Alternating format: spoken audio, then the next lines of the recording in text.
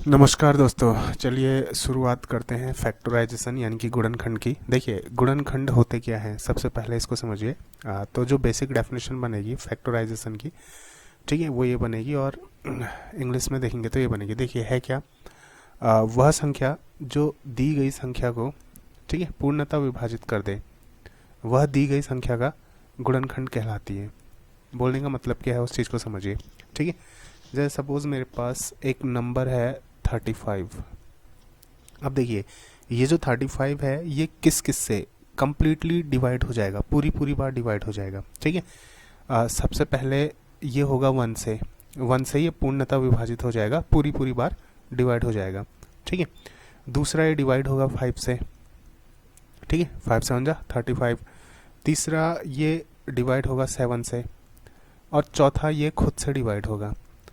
तो ये चार ऐसे नंबर्स हैं जिनसे क्या होगा, ये 35 कंप्लीटली डिवाइड हो जाएगा, यानी कि पूर्णतः विभाजित हो जाएगा।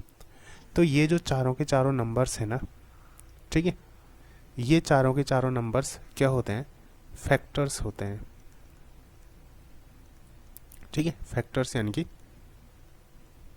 ठीक है, गुणनखंड, ठीक हो गया। तो 35 के कितने गुणनखंड हैं, 1 2 3 और 4। टोटल कितने गुणनखंड हैं, 4 गुणनखंड हैं। तो देखिए, अगर गुणनखंडों की संख्या पूछी जाएगी तो कितने हो जाएंगे, 4।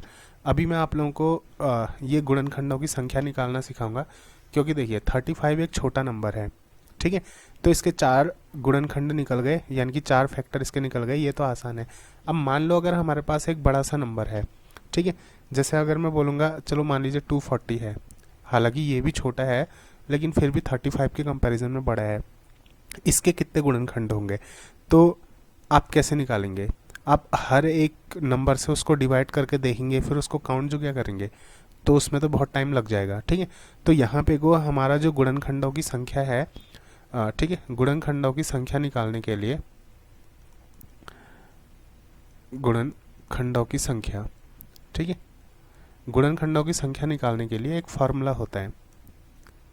अब वो क्या होता है उस तरीके से देखिए एग्जाम में जो क्वेश्चन बनते हैं ना, एग्जाम में क्वेश्चन कैसे बनते हैं कि कुल कितने गुणनखंड होंगे ये निकालिए। आपको एक नंबर दे दिया जाएगा, जैसे मान लिया जाएगा 240 दे दिया, पूछा जाएगा कि इसके कितने गुणनखंड होते हैं, ऑप्शन ए 20, ऑप्शन बी, ठीक है, 30, इस तरीके से क्वेश्चन बनता है।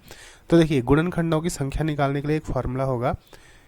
एक क्वेश्चन ये बनेगा, दूसरा क्वेश्चन क्या बनता है कि कितने सम गुणनखंड हैं, यानी कि इवन फैक्टर्स कितने होंगे, ऑड फैक्टर्स कितने होंगे, इस तरीके से क्वेश्चन पूछे जाते हैं, ठीक। तो देखिए, इसमें देखिए 35 के टोटल कितने गुणनखंड हो गए, 4, ठीक है, ये क्या हो गए, टोटल फैक्टर, यानी कि कुल गुणनखंड, ठीक। अब मैं पूछूं सम गुणनखंड कितने होंगे, सम गुणनखंड, ठीक है, तो कितने होंगे। देखो, क्या एक भी इवन नंबर दिख रहा है इसमें, ठीक है, एक भी इवन नंबर नहीं है, तो सम गुणनखंड कितने हो जाएंगे, 0, ठीक है। अगर मैं पूछूं, ठीक है, ये हो गया इवन फैक्टर, ठीक है। अगर मैं पूछूं ऑड फैक्टर, यानी कि विषम गुणनखंड, विषम गुणनखंड, तो कितने हो जाएंगे। देखिए, सबके सब ऑड तो हैं, ठीक, 1 5 7 35, ये सब ऑड हैं, तो यानी कि कितने हो जाएंगे, 4। तो कुल गुणनखंड कितने हो जाएंगे, 4, और विषम गुणनखंड भी कितने हो जाएंगे, 4। लेकिन जो इवन फैक्टर्स हैं, यानी कि सम गुणनखंड कितने हो जाएंगे, 0। तो इस तरीके से हम लोगों ने क्या होता है, कुछ गुणनखंड निकालने होते हैं। अब देखिए, गुणन पहले हम लोग ने समझ लिया कि गुणनखंड होते क्या हैं, यानी कि फैक्टर्स होते क्या हैं, ठीक है। वो सारे नंबर जिनसे कोई नंबर डिवाइड हो जाता है पूरी पूरी बार, वो सारे नंबर्स क्या होते हैं, गुणनखंड यानी कि फैक्टर्स होते हैं, ठीक है। अब इसके लिए एक जनरल फार्मूला बनेगा, जनरल फार्मूला क्या बनेगा उस चीज़ को समझिए एक बार। देखिए, मान लीजिए आप लोगों के पास कोई भी नंबर है और उस नंबर को आप ऐसे रिप्रेजेंट करते हैं, ठीक है। जैसे मैंने रिप्रेजेंट किया n इक्वस टू n, मेरे पास कोई एक नंबर होगा, ठीक है, a की पावर p, ठीक है, मल्टीप्लाइड बाई b की पावर q मल्टीप्लाइड बाई ठीक है, c की पावर r। अब ये कोई नंबर होगा, ठीक, इस नंबर को मैं ऐसे रिप्रेजेंट करूंगा, बात समझ में आई? इस नंबर को मैं क्या करूंगा, देखो हर नंबर को मैं कोशिश करूंगा ऐसे रिप्रेजेंट करने की। अभी क्वेश्चन करेंगे सब आप लोगों को पता चल जाएगा कि इसमें a क्या है, b क्या है, c क्या है और p q r क्या है। p q r तो इसकी पावर हो गई, ठीक। किसी नंबर को अगर मैं ऐसे रिप्रेजेंट करता हूँ, ठीक है, तो इसके बाद अब तीन चीज़ें हैं। पहली चीज़, अब देखिए ये कैसे रिप्रेजेंट करना है, अभी आगे को देखेंगे। हाँ, अभी क्वेश्चन करेंगे तो आप लोगों को सब कुछ ऑटोमेटिकली समझ में आ जाएगा। तो फिलहाल देख लीजिए, कोई एक नंबर है जिसको मैंने ऐसे रिप्रेजेंट किया है, ठीक है। तो अगर मैं किसी नंबर को इस तरीके से रिप्रेजेंट करता हूँ तो सबसे पहले मेरे पास होगा, ठीक है, कुल गुणनखंडों की संख्या। सबसे पहले मेरे पास क्या होगा, ठीक है, n के कुल गुणनखंडों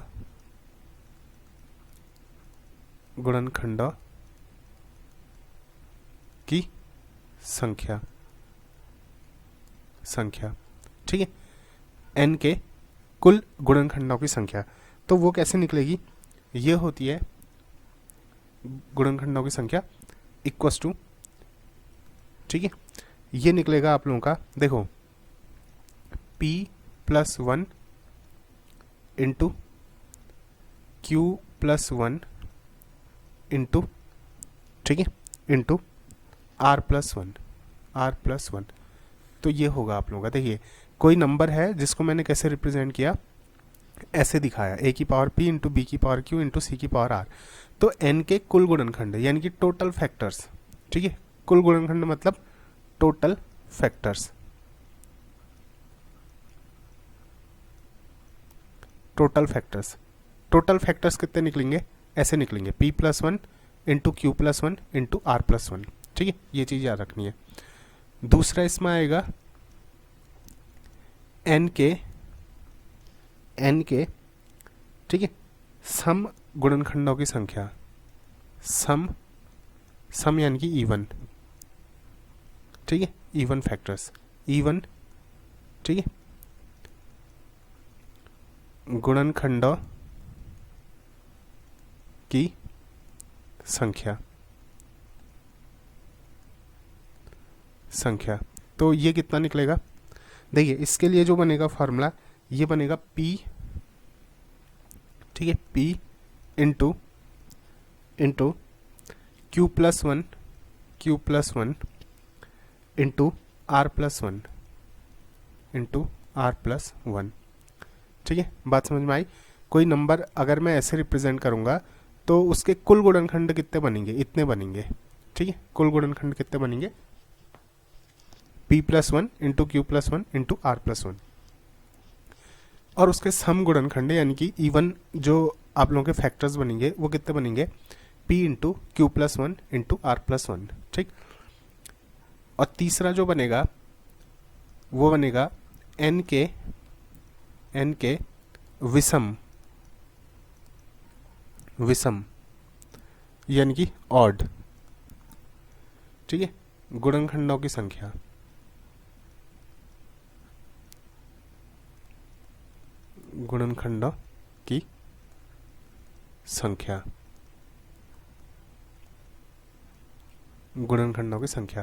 तो ये कितना बनेगा, ये बन जाएगा, इसके लिए जो फॉर्मूला होता है वो होता है 1 इंटू, ठीक है, 1 इंटू, ये बनता है आप लोगों का q plus 1 into r plus 1, ठीक है। तो ये बेसिक तीन फार्मूले बनते हैं कि हमको कोई एक नंबर दिया होगा, जैसे मान लीजिए n हम लोगों को क्या दे रखा है, n हम लोगों को दे रखा है 500, ठीक है। तो पूछा जाएगा कि n के कुल गुणनखंडों की संख्या कितनी होगी, ठीक है, इवन यानी कि जो सम गुणनखंड है उनकी संख्या कितनी होगी, या फिर विषम गुणनखंडों की संख्या कितनी होगी, ठीक। देखिए एक क्वेश्चन को ना मैं पूरा डिटेल में समझाऊंगा, डिटेल में समझाने के बाद एग्जाम में उसको कम टाइम पे कैसे करना है वो आप लोगों के समझ में आ जाएगा, ठीक है। एक क्वेश्चन हम पूरा कंप्लीटली डिटेल में देखेंगे, फिर बाकी फटाफट शॉर्ट में करने की कोशिश करेंगे, ठीक है। तो देखिए ये है आप लोगों का, जैसे मान लीजिए आप लोगों के पास क्या है, कोई एक नंबर है, ठीक है, जैसे मान लीजिए, चलिए 240 लेते हैं, ठीक। क्वेश्चन क्या है, क्वेश्चन है 240 के कुल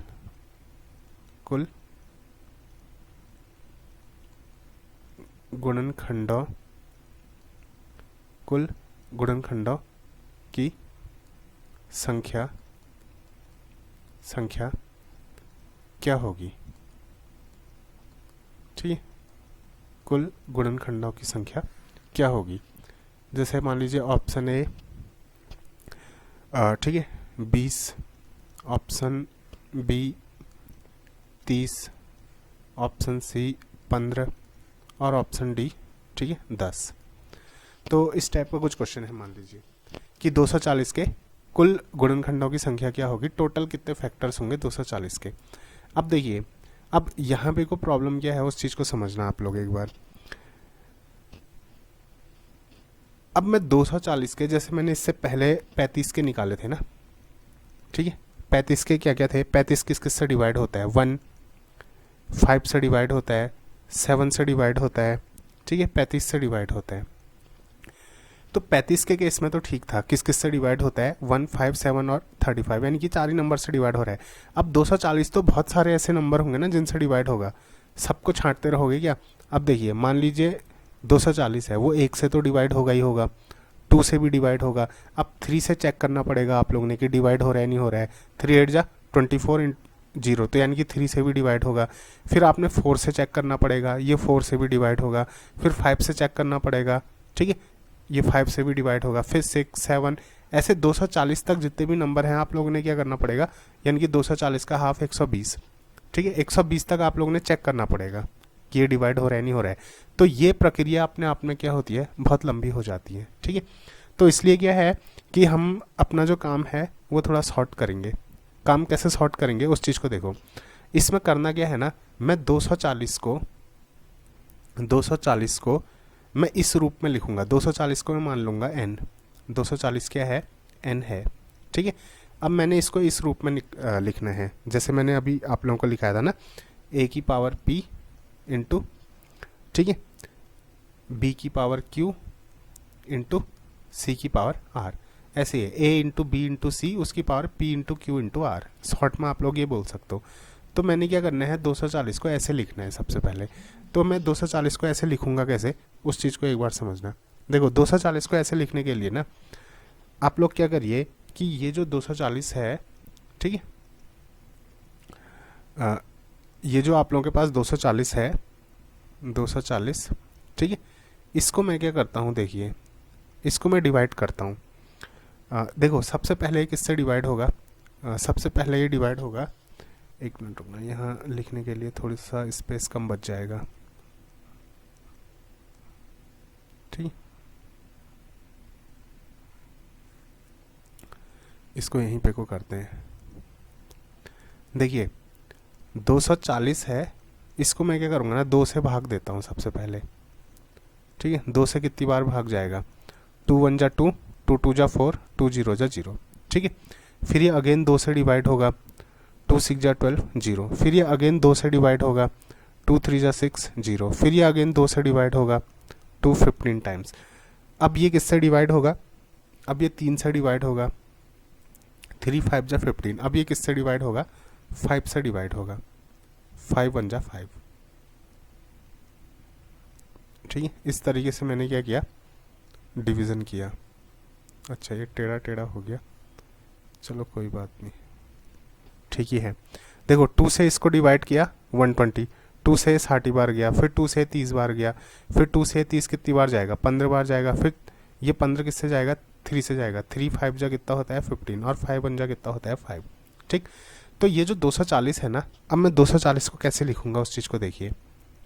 240 को मैं कैसे लिख सकता हूँ, ठीक है। 240 को मैं ऐसे लिखूंगा, देखिए 2 into 2 into 2 into 2 into 3 into 5। इन सबको अगर मैं गुणा करूंगा तो कितना आएगा, 240 तो आएगा। ये 2 into 2 into 2 into 2 into 3 into 5 आएगा नहीं आएगा, ठीक है। इन सबको गुणा करके कितना आने वाला है, 240 आने वाला है, ठीक है। तो इसको मैंने कैसे लिखा, 240 को मैंने लिखा, देखिए 2 कितनी बार आया है, 1 2 3 4, 4 बार आया है ना, तो 2 की पावर 4 हो जाएगा। मल्टीप्लाइड बाई 3 कितनी बार आया, केवल एक बार, तो 3 की पावर 1 हो जाएगा। मल्टीप्लाइड बाई 5 कितनी बार आया है, केवल एक बार, तो 5 की पावर 1 हो जाएगा। तो बताइए 240 को अगर मैं n मानूं, 2 को अगर मैं क्या मानूं, a मानूं, 4 को अगर मैं p मानूं, मल्टीप्लाइड बाई 3 को अगर मैं b मानूं, 1 को अगर मैं q मानूं, तो b की पावर q, मल्टीप्लाइड बाई 5 को अगर मैं c मानूं और 1 को अगर मैं r मानूं तो r। तो बताइए 240 इस फॉर्म में कन्वर्ट हो चुका है, नहीं हो चुका है। 240 को मैंने इस रूप में लिख दिया है। तो 240 को अगर मैं इस फॉर्म में लिखूं तो मैं कैसे लिखूंगा, 2 की पावर 4 इंटू 3 की पावर 1 इंटू 5 की पावर 1। तो इस तरीके से मैं क्या करूंगा, 240 को लिखूंगा। अब मैं यहाँ पे को सीधे सीधे डायरेक्ट फॉर्मूला अप्लाई कर सकता हूँ, ठीक है। तो देखो 240 को मैंने कैसे लिखा, 240 को मैंने लिखा, ठीक है, 240 को मैंने कैसे लिखा, 240 को मैंने ये लिखा 2 की पावर 4 इंटू 3 की पावर 1 इंटू 5 की पावर 1, ठीक है। 2 की पावर 4 इंटू 3 की पावर 1 इंटू 5 की पावर 1, 240 को मैंने ऐसे लिखा, ठीक है। अब इसी का जो जनरल फॉर्म है, जनरल फॉर्म ये हो गया n equals to a into B into C, A की पावर p इंटू बी की पावर q इंटू सी की पावर r, ऐसे। तो इसके लिए फॉर्मूला क्या होता है, अब अगर मैंने क्या निकालना है, कुल गुणनखंडों की संख्या निकालनी है, कुल गुणनखंड, यानी कि टोटल फैक्टर्स, क्या लिखा मैंने, गुणनखंड ना, यानी कि टोटल फैक्टर्स। फॉर्मूला क्या होता है टोटल फैक्टर्स का, ठीक है। ये था फॉर्मूला, सॉरी कहाँ गया फॉर्मूला, ये था ना, p plus 1 into Q plus 1 into R plus 1, ठीक है। क्या होता है, p plus 1 into Q plus 1 into R plus 1 होता है। तो देखिए अब मैंने इन दोनों की तुलना करनी है, इन दोनों को मैंने कंपेयर करना है, इसको और इसको कंपेयर करोगे तो कितना आ जाएगा, p बराबर कितना है 4, a बराबर कितना होगा, ठीक है। अगर आप लोग इसको कंपेयर करोगे तो देखो यहाँ पे को a, यहाँ पे को 2, तो a बराबर कितना हो जाएगा 2, और ये देखिए यहाँ b, यहाँ 3, तो b बराबर कितना हो जाएगा 3, यहाँ पे को c, यहाँ पे को 5, तो c बराबर कितना हो जाएगा 5, और वैसे ही, ठीक है। p, यहाँ p, यहाँ 4, p बराबर कितना है 4, ठीक है, p बराबर कितना है 4, q बराबर कितना है, देखिए यहाँ पे को q, यहाँ पे को 1, q बराबर कितना है 1, और r बराबर कितना है 1, r बराबर कितना है 1, ठीक। तो अब फॉर्मूला लगा दो, फॉर्मूला क्या होता है, p plus 1 into Q plus 1 into R plus 1 होता है। देखो बीच में इंटू लिखूँ या ना लिखूँ इससे कोई फ़र्क नहीं पड़ता है, ठीक है। ब्रैकेट है तो अपने आप मल्टीप्लाई माना जाएगा। और देखो ब्रैकेट का पूरा पूरा इस्तेमाल करना, अगर ब्रैकेट का इस्तेमाल नहीं किया तो फिर आप लोगों का क्वेश्चन गलत हो जाएगा, क्योंकि जब भी मैं बच्चों को पढ़ाता था तो जो नॉन मैथ्स वाले बच्चे होते हैं, ठीक है, और इसमें शर्माने वाली कोई बात नहीं है, जो नॉन मैथ्स वाले बच्चे हैं जिनकी मैथ्स 8th 9th में छूट चुकी है, उनको ब्रैकेट का इस्तेमाल करने में प्रॉब्लम होती है, ठीक है। तो ध्यान देना, ब्रैकेट का इस्तेमाल ज़रूर करना, ब्रैकेट का इस्तेमाल अगर नहीं किया तो फिर दिक्कत हो जाएगी। ये फॉर्मूले को ऐसे ही लिखना, ठीक है। तो देखिए p plus 1 into Q plus 1 into R plus 1, तो p का मान रख दीजिए, p की वैल्यू कितनी है, p की वैल्यू है 4, तो हो जाएगा 4 प्लस 1 इंटू q की वैल्यू कितनी है 1, तो 1 प्लस ये 1 तो ऐसे ही रहेगा, इंटू r की वैल्यू कितनी है 1, तो ये 1 + 1 ऐसे ही रहेगा। तो ये कितना हो जाएगा 4 + 1 5, ठीक है, इंटू 1 + 1 2 इंटू 1 + 1 2, तो 5 2 जा 10, 10 2 जा 20, तो कितना आ जाएगा 20। तो देखिए कुल गुणनखंड कितने निकलेंगे, टोटल कितने फैक्टर निकलेंगे, 20 फैक्टर निकलेंगे। तो जो क्वेश्चन था ना कि 240 के कुल गुणनखंडों की संख्या क्या होगी, तो कितनी होगी 20 होगी। बात समझ में आई? ठीक है, 240 के कुल गुणनखंडों की संख्या कितनी होगी 20 होगी। ठीक है, अब देखिए अगर मान लो क्वेश्चन ऐसा होता, अगर क्वेश्चन ये होता कि 240 के सम गुणनखंड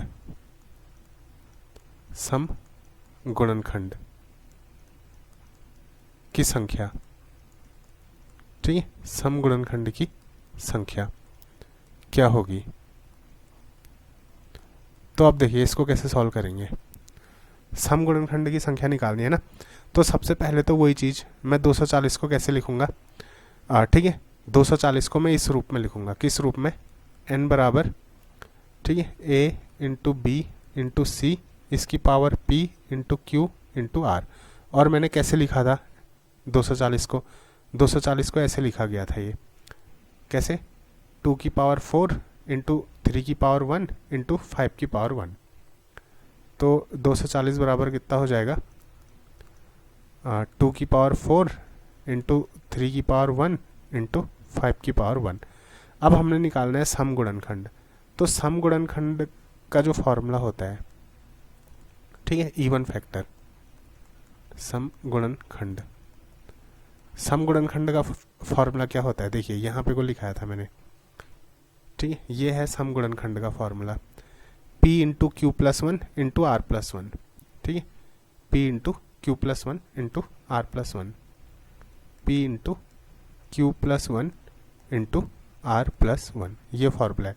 तो रख दो वैल्यू, ठीक है, इसमें देखो यहाँ पे को p है तो यहाँ पे को 4 है, p बराबर कितना निकला था आगे 4, देखो q बराबर कितना निकलेगा 1, ठीक है, r बराबर कितना निकलेगा 1, तो रख दो, p के बदले वैल्यू रखो, कितनी है 4, q कितना है 1, तो ये हो जाएगा 1 + 1, और r कितना है 1, तो ये हो जाएगा 1 + 1, तो ये कितना हो जाएगा 4 इंटू, देखो ब्रैकेट के अंदर है हाँ 2 इंटू ये कितना हो जाएगा 2, तो 4 2 जा 8, 8 2 जा 16। तो ध्यान देना सम गुणनखंड कितने निकलेंगे, ठीक है, सम गुणनखंड ये निकलेंगे, ठीक, सम गुणनखंड ये बराबर कितने निकलेंगे 16 निकलेंगे, ठीक है। तो ये चीज़ समझ में आई होगी, ठीक। वैसे ही अगर क्वेश्चन ये होता, क्वेश्चन क्या होता कि 240 के विषम गुणनखंड, ठीक है, यानी कि ऑड फैक्टर्स, विषम गुणनखंड खंड की संख्या निकालिए, गुणनखंड की संख्या, चलिए क्या होगी,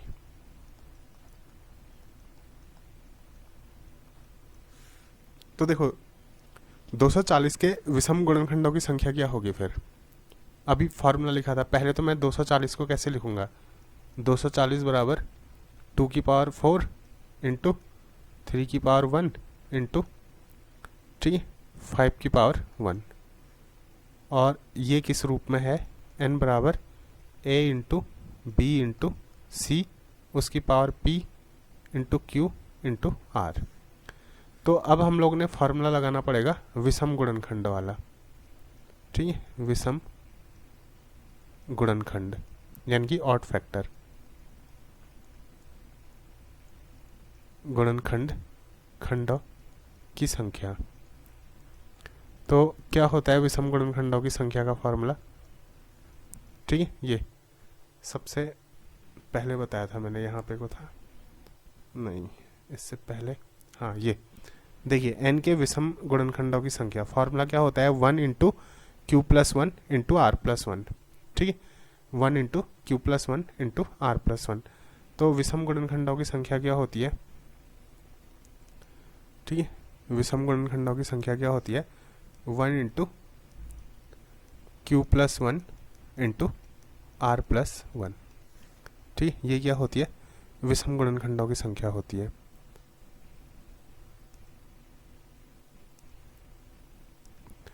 तो रख दो फिर, ये आ जाएगा 1 इंटू Q। Q के बदले कितना है, देखो यहाँ पे को Q, यहाँ पे को 1।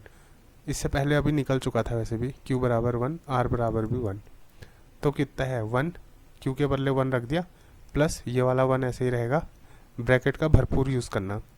ठीक है, R के बदले आ जाएगा 1 प्लस 1। तो ये क्या हो जाएगा 1 इंटू 1 प्लस 1 2 इंटू 1 प्लस 1 2। तो 1 इंटू 2 इंटू 2 4। तो देखिए विषम गुणनखंड कितने निकले, विषम गुणनखंड,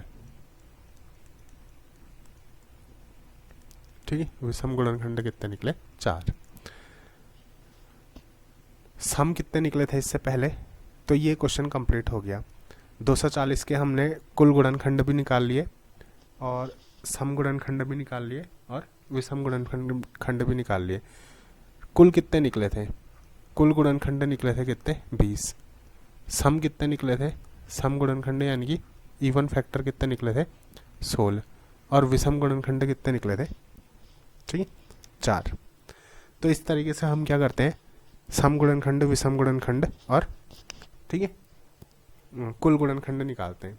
देखो एक क्वेश्चन और देख लेते हैं, तो उससे आप लोगों को आइडिया हो जाएगा कि ये किस तरीके से बनता है। जैसे एक काम करते हैं, इसमें एक ही साथ कर लेते हैं, ठीक है, कि 360 के ठीक है 360 के कुल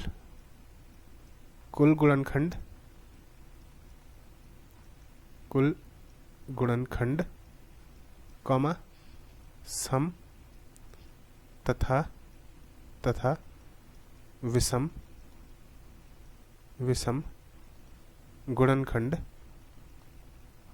गुणनखंडों की संख्या क्या होगी, ठीक, क्या होगी। एक बार 360 के भी निकाल लेते हैं, तो इससे आप लोगों को क्या होगा, पूरा आइडिया निकल जाएगा। ठीक है, आइडिया लग जाएगा, मतलब निकलता तो क्या है, लग जाता है। ठीक है, तो ये हो जाएगा 360 ना। तो सबसे पहले मैंने 360 को किस रूप में लिखना होगा, n बराबर देखिए a into B into C इसकी power p into Q into R, इस रूप में लिखना होगा ना। तो उसके लिए मैंने क्या किया, सबसे पहले 360 को मैं भाग दूंगा, यानी कि डिवाइड करूंगा। ठीक है, सबसे पहले क्या करो, 2 से डिवाइड करते हैं। ठीक, तो 2 से इसको डिवाइड करेंगे तो 2 से कितनी बार होगा, 2 1 जा 2, 2 8 जा 16, 2 0 जा 0, 180 बार। फिर और मैं 2 से इसको भाग दूंगा तो ये कितनी बार जाएगा, 2 9 जा 18, 0। फिर मैं और 2 से इसको भाग दूंगा तो कितनी बार जाएगा, 45 बार। फिर 2 से तो ये भाग जाएगा नहीं, फिर किससे भाग जाएगा, 3 से, तो 3 से जाएगा 15 बार। ठीक है, फिर अगेन ये 3 से जाएगा कितनी बार, 5 बार। फिर ये लास्ट में किससे जाएगा, 5 से, 5 1 जा 5, अब कुछ नहीं जाएगा।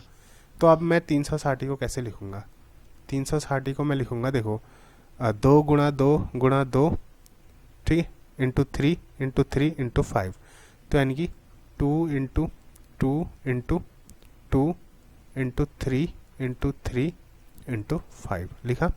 तो इसका मतलब क्या हुआ, इसका मतलब हुआ 360 बराबर, देखिए 2 कितनी बार आया, ठीक है, 2 इसमें आया है कितनी बार, 1 2 3 बार, यानी कि 2 की पावर 3 इंटू 3 कितनी बार आया, 1 2 बार, तो 3 की पावर 2 इंटू 5 कितनी बार आया, 1 बार, तो 5 की पावर 1। ठीक, तो 360 को मैंने ऐसे लिखा, 360 को मैंने ऐसे लिख दिया। ठीक है, इस फॉर्म में लिख दिया है। ठीक, अब अपने क्या करना है, कुल गुणनखंड निकालने हैं। तो सबसे पहले कुल गुणनखंड का फॉर्मूला देख लो। ठीक है, कुल गुणनखंड, तो कुल गुणनखंड का फॉर्मूला क्या होता है, ये था कुल गुणनखंड का फॉर्मूला। ठीक है, टोटल फैक्टर्स यानी कि कुल गुणनखंड, क्या है, p plus one into Q plus one into R plus one, ठीक है। तो ये कितना है, p प्लस वन ब्रैकेट का भरपूर use, q plus one into R plus one, ठीक। तो क्या आ जाएगा, p के बदले कितना रखोगे, देखो p के बदले क्या है, ठीक है। यहाँ पे को देखो p के बदले कितना है 3, यहाँ पे को लिख देता हूँ, p बराबर है 3, q बराबर है 2 और r बराबर है 1। तो ये कितना हो जाएगा, p के बदले कितना रखूँगा 3 प्लस 1 के बदले 1 तो 1 ही रहेगा 1 के बदले क्या ही रख लूँगा, इंटू q के बदले कितना रखूँगा 2 प्लस 1, r के बदले कितना रखूँगा 1 प्लस ये कितना रहेगा 1। तो कितना आ जाएगा 3 plus 1 4 into 2 plus 1 3 into 1 plus 1 1 plus 1 2। तो ये कितना आ जाएगा, ये आ जाएगा 4 3 12 12 2 24। तो कुल कितने गुणनखंड निकले 24, ठीक हो गया। अब 360 के सम गुणनखंड निकालते हैं। 360 था तो इसको मैंने कैसे लिखा था, इसको मैंने लिखा था 2 की पावर 3 इंटू 3 की पावर 2 इंटू 5 की पावर 1, ठीक है। 2 की पावर 3 इंटू 3 की पावर 2, 2 की पावर 3 इंटू 3 की पावर 2 इंटू 5 की पावर क्या था 1 था, ऐसा यही था ना, हाँ यही था। तो अब इसमें मैं क्या निकालता हूँ, सम गुणनखंड, सम गुणनखंड। तो सम गुणनखंड कितने निकलेंगे, सम गुणनखंड का फॉर्मूला क्या था, ठीक है, ये था फॉर्मूला सम गुणनखंड का, p into Q plus one into R plus one, ठीक है, p into Q plus one into R plus one, p into Q plus one into R plus one, ये था फॉर्मूला। तो रख दो p कितना है, देखिए ये है p, ये है q, ये है r। p कितना है यहाँ पे को 3 इंटू q कितना है 2 प्लस 1 इंटू r कितना है 1 और प्लस 1 ऐसा ही रहेगा। तो हो जाएगा 3 इंटू 2 प्लस 1 3 इंटू 1 प्लस 1 2, 3 3 जा 9 2 जा 18। तो सम गुणनखंड कितने निकले 18। और वैसे ही विषम गुणनखंड निकालने होंगे, चलिए मैं यहीं पे को निकाल लेते हैं, हाँ विषम गुणनखंड, विषम गुणनखंड यानी कि ऑड फैक्टर्स, ठीक है। विषम गुणनखंडों की संख्या कितनी निकलेगी, क्या होता है फॉर्मूला, ठीक है, ये होता है फॉर्मूला विषम गुणनखंड 1 into Q plus one into R plus one, 1 into Q plus one into R plus one, ठीक है, 1 into Q plus one into R plus one. तो ये आ जाएगा 1 इंटू क्यू, क्यू कितना है देखो 2 प्लस 1 इंटू आर कितना है देखो 1 1 प्लस 1। तो कितना आ जाएगा 1 इंटू 2 प्लस 1 3 इंटू 1 प्लस 1 2। तो ये आ जाएगा 3 2 जा 6। तो देखो कुल गुणनखंड कितने निकले, कुल गुणनखंडों की संख्या कितनी निकली थी, ये निकली थी 24, ठीक है। कुल गुणनखंडों की संख्या कितनी निकली 24। सम गुणनखंडों की संख्या यानी कि इवन जो फैक्टर्स हैं उनकी संख्या कितनी निकली है 18। और जो विषम गुणनखंडों की संख्या कितनी निकली है, ठीक है, विषम गुणनखंडों की संख्या कितनी निकली 6। तो इस तरीके से क्या होता है, ठीक है, देखो 18 और 6 कितना होगा 24 होगा, नहीं होगा। तो इस तरीके से हम लोग क्या करते हैं, गुणनखंडों की संख्या निकालते हैं। तो उम्मीद करता हूँ कि ये वीडियो आप लोगों के समझ में आया होगा। मिलते हैं अगले वीडियो में, तब तक के लिए धन्यवाद, नमस्कार, ठीक है, गुड बाय।